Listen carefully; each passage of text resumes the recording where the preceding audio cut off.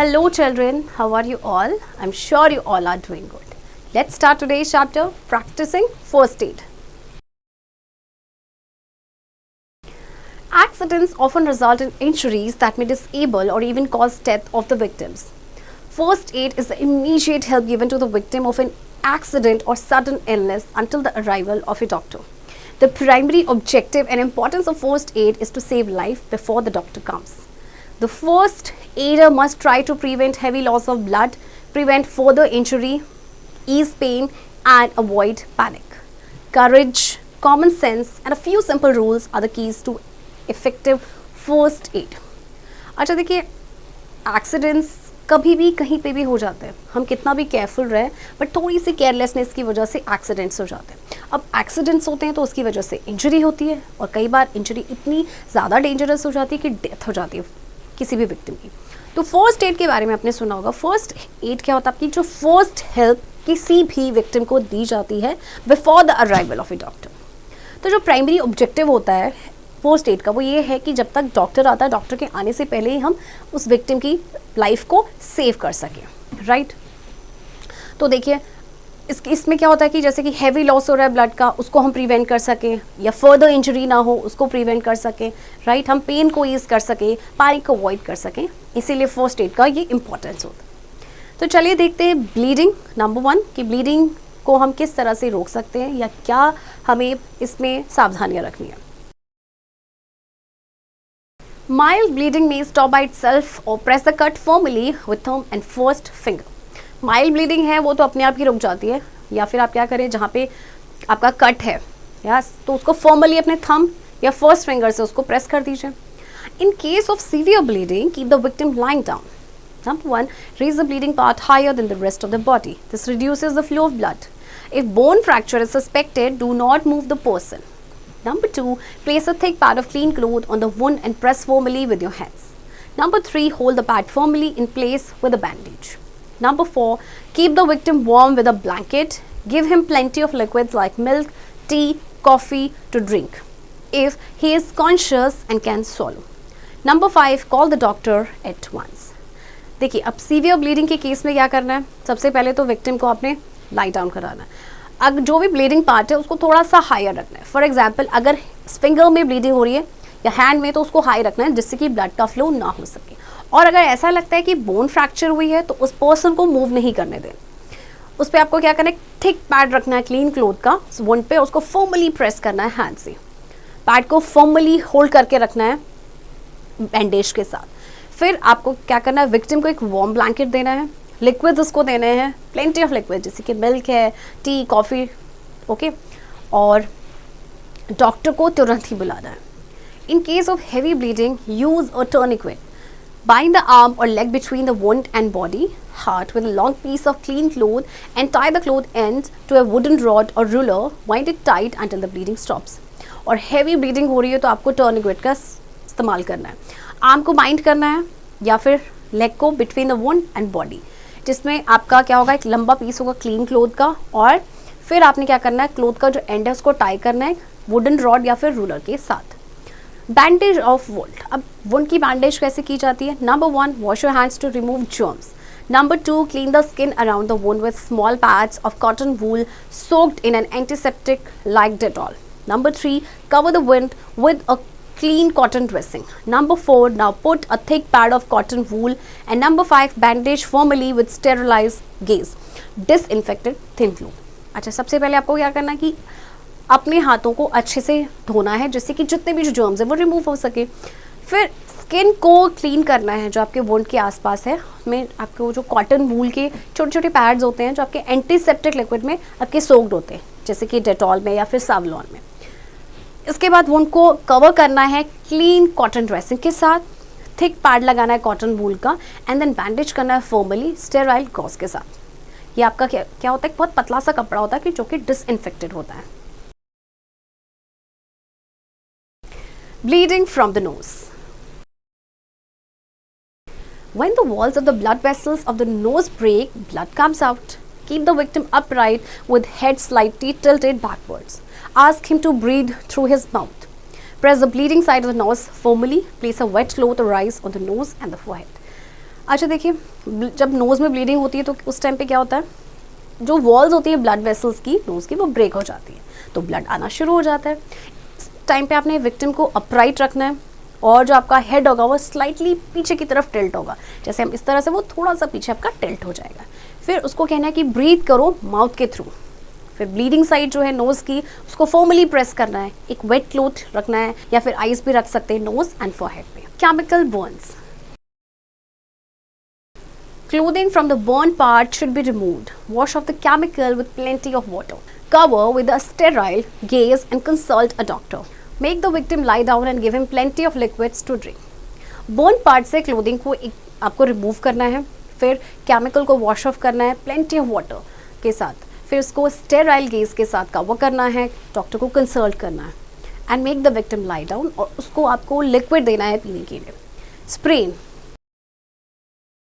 Sprain is the twisting of the ligaments, tissues around a joint without dislocation. It causes swelling. Keep cold packs or ice to cure. Sprain क्या होता है कि इसमें ligaments यानी जो हमारे tissues हैं उनका ट्विस्टिंग हो जाता है जॉइंट के अराउंड, बट इसमें डिसलोकेशन नहीं होता है, इसकी वजह से स्वेलिंग आ जाती है, तो इसीलिए इस कोल्ड पैक्स या फिर आइस पैक का यूज़ करना चाहिए. Fracture. A fracture is breaking of a bone. The fracture part swells rapidly and is painful to touch. If there is an injury to neck or spine, do not move the victim. There may be two types of fractures. Number one, closed fracture, when the bone is broken but the skin is not punctured. Number two, open or compound fracture, when both the bone and the skin are broken. In case of closed fractures, number one, place the limb in as natural a position as possible. Number two, apply splints long enough to extend well beyond the joints above and below the fracture. Splint gives support to the broken bone and stop its movement. Use clothing or cotton pad splints to prevent skin injury. Number four, make a sling for hand injury from a triangular piece of cloth. It gives overall support to hand. In case of an open fracture, number one, place a pad of clean cloth over the wound. Number two, apply pressure dressing to control bleeding. Number three, keep the victim lying down until the doctor arrives. And number four, give the victim enough non-alcoholic liquids to drink. अच्छा देखिए, fracture क्या होता है, जब आपकी bone break हो जाती है, फ्रैक्चर्ड पार्ट ना रैपिडली बहुत तेज़ी से स्वेल हो जाता है और बहुत ही पेनफुल होता है. अगर आपकी नेक या स्पाइन पे इंजरी है तो बिल्कुल भी विक्टिम को मूव ना कराएं. और दो तरह के फ्रैक्चर्स होते हैं, एक होता है आपका क्लोज्ड फ्रैक्चर, जब बोन तो ब्रेक हो जाती है बट स्किन नहीं पंक्चर होती, ओके और आपका होता है ओपन या फिर कंपाउंड फ्रैक्चर, जब आपकी बोन और स्किन दोनों ही ब्रेक हो जाती है. तो क्लोज फ्रैक्चर के केस में आपने क्या करना है, सबसे पहले लिम्ब को उसकी नेचुरल पोजीशन पे रखना है, ओके फिर उसमें स्प्लिंट अप्लाई करना है जिससे कि आप उसको मतलब एक्सटेंड कर सकें बियॉन्ड द जॉइंट्स और फ्रैक्चर से अबव या फिर बिलो. स्प्लिंट क्या करता है कि वो ब्रेकन जो बोन होती है उसको सपोर्ट प्रोवाइड करता है और उसका जो मूवमेंट है उसे स्टॉप कर देता है. क्लोथिंग या फिर कॉटन पैड स्प्लिंट्स का यूज़ करें to prevent skin injury. And इसके बाद आपको एक स्लिंग बनाना है, ठीक है, हैंड इंजरी के लिए, जो आपका बनता है ट्रायंगुलर पीस ऑफ क्लोथ से. ये क्या करता है कि हैंड को ओवरऑल सपोर्ट देता है. ओपन फ्रैक्चर के केस में आपको क्या करना है, सबसे पहले जो पैड है क्लीन क्लोथ का उसको रखना है वुड के ऊपर, फिर आपको प्रेशर अप्लाई करना है, ओके जिससे कि जो कंट्रोल हो सके आपकी ब्लीडिंग. विक्टिम को लाई डाउन करना है जब तक कि डॉक्टर ना आए एंड विक्टिम को नॉन अल्कोहलिक लिक्विड देने हैं पीने के लिए. Insect bite. Remove the sting. Bite should be neutralized with ammonia or lime water. A paste of baking soda and cold cream may be applied either to reduce swelling and pain. Put ice. अच्छा कई बार क्या होता है, insect क्या डंक लग जाता है ना, तो सबसे पहले तो उसका जो स्टिंग है उसको रिमूव करना है. बाइट को न्यूट्रलाइज करना है, अमोनिया फिर लाइम वाटर के साथ कर सकते हैं, पेस्ट बेकिंग सोडा का यूज़ कर सकते हैं, कोल्ड क्रीम को भी अप्लाई कर सकते हैं, और अगर स्वेलिंग है उसको रिड्यूस करना है तो फिर आइस पैक लगाना चाहिए. Dog bite. Remove the germs by washing with soap and water. Wash the animal for symptoms of rabies.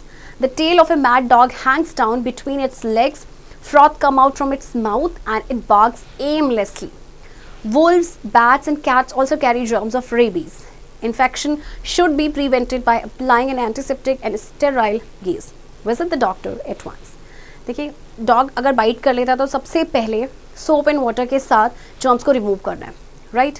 फिर एनिमल जिसने बाइट किया उसको वॉच करना है कि कहीं उसमें रेबीज़ के सिम्टम्स तो नहीं आ रहे हैं। तो जो मैड डॉग होता है उसकी जो टेल होती है ना वो लटक जाती है, हैंग डाउन हो जाती है उसकी लेग्स के बिटवीन, एंड देन फ्रॉथ उसके माउथ से आता है और वो एमलेसली बाक करता रहता है, यानी भौंकता ही रहता है विदाउट एनी रीज़न। तो देखिए कुछ और भी जानवर हैं जैसे कि ये भी जो रेबीज़ के जर्म्स हैं उनको कैरी करते हैं। इन्फेक्शन को कैसे प्रिवेंट किया जा सकता है? अगर हम उसमें कोई एंटीसेप्टिक अप्लाई कर दें, ओके, और तुरंत ही डॉक्टर के पास जाना चाहिए। Snake bite. The snake poison affects very fast and causes death. Therefore, first aid should be given very quickly. Number 1, make cross cuts about half centimeter deep on the bite with a knife. Let some blood flow out. Apply a tourniquet or tight bandage just above the wound, between the wound and hurt to stop the flow of poisonous blood to the heart. Number 3, wash the wound with potassium permanganate. Number 4, carry the victim to the doctor as fast as possible. Snake का जो poison है ना बहुत जल्दी affect करता है और person की डेथ भी हो सकती है। तो आपको ऐसे क्या करना है, उस पर्सन को फर्स्ट एड देना बहुत ज़रूरी है एकदम से। सबसे पहले तो जहाँ पे स्नेक ने बाइट किया वहाँ पे क्रॉस कट बनाते हैं इस तरह say about half centimetre knife के साथ, जिससे कि जो थोड़ा सा ब्लड है वो फ्लो आउट हो जाए।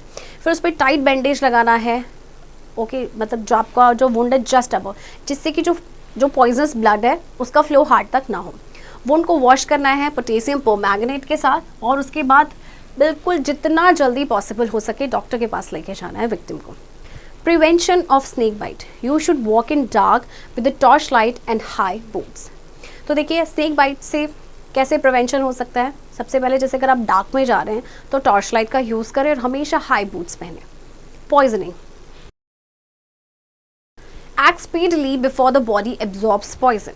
Try to induce vomiting in the victim. Give him plenty of water or milk to dilute the poison. Rush to the doctor. Save and give the poison container to the doctor or hospital with its label intact and any remaining contents. In case of an unknown poison, bring along a sample of the vomiters for examination. Prevention is always better than cure. देखिए poisoning की case में क्या करना है कि आपको बहुत speedly act करना है इससे पहले कि हमारी जो बॉडी है वो पॉइजन एब्जॉर्ब कर ले, एंड विक्टिम को उसको इंड्यूस करना है कि वो वोमिटिंग करे, ओके, उसको प्लेंटी ऑफ वाटर और मिल्क देना है जिससे कि पॉइजन डाइल्यूट हो सके। डॉक्टर के पास एट वंस तुरंत ही जाना है। इसके बाद आपको क्या करना है, देखिए जो पॉइजन कंटेनर है आपको जो उसको सेव करना है, डॉक्टर के पास लेके जाना है, हॉस्पिटल में लेके जाना है, ओके। और अगर कोई अननोन पॉइजन है तो एक सैंपल आप उसका रखेंगे एग्जामिनेशन के लिए। और हमेशा याद रखिएगा कि prevention is always better than cure. Keep all drugs and household chemicals like phenyl well beyond the reach of the children. Do not leave discarded medicines carelessly. Never give or take medicines in the dark. Do not transfer poisonous substances like detergents, phenyls, varnish and poisonous medicines to unlabeled containers. देखिए जितने भी drugs हैं या house hold chemicals होते हैं जैसे कि phenyl हो गया, इनको बच्चों की पहुंच से दूर रखना चाहिए, ओके। और कभी भी जो आपके डिस्कार्डेड मेडिसिन है जो आपके यूज़ में नहीं उसको केयरलेसली नहीं रखना है। अंधेरे में ना ही मेडिसिन ले ना ही मेडिसिन दे। और कभी भी जो पॉइजनस सब्सटेंस होते हैं ना आपकी, जैसे कि डिटर्जेंट हो गया या फिनाइल है या आपके वार्निश है या पॉइजनस मेडिसिन है, उनको कभी भी अनलेबल्ड कंटेनर्स में ट्रांसफ़र ना करें। Forget me not. First aid is the immediate help to the victim of an accident or sudden illness before the arrival of doctor. The first aider must try to prevent heavy loss of blood, prevent further injury, ease pain and avoid panic. Heavy bleeding is stopped by a tourniquet. Infection becomes severe if the wounds are neglected. Splints give support to the broken bone and stop its movement. Insect bite may be treated with lime water, ammonia or baking soda. In case of a dog bite, remove the germs by washing with soap and water. Apply a tourniquet between the snake bite and the heart to stop spread of poison. Keep all drugs and household chemicals well beyond the reach of children. Label all the containers. Children, I hope आपको ये chapter समझ आया होगा and I hope आप ये सारे safety measures अपनी life में अप्लाई करेंगे, एंड इस चैप्टर की प्रैक्टिस अब आप खुद से करेंगे।